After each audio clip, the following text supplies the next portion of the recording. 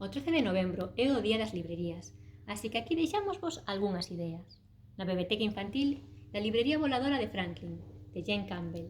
Franklin ama ler e ama os libros, pero Franklin é un dragón e asusta a xente, así que non ten a quen ler en voz alta, ata que un día coñece a Luna.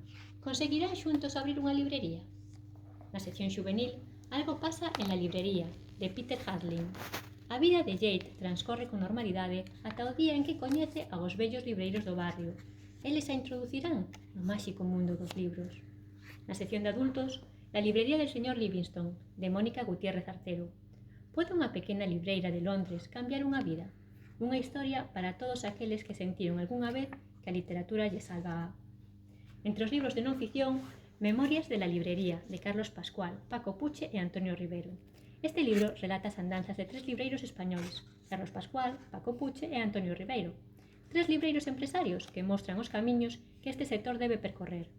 E para os libros da Biblia da Coruna, La vida escondida entre los libros, de Stephanie Woodland.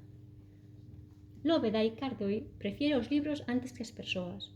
E un horrible acontecemento sucedido 15 anos atrás levou a converter a librería na que traballa no seu único refuxio, sen dúbida, unha bonita homenaxe aos libros e a lectura.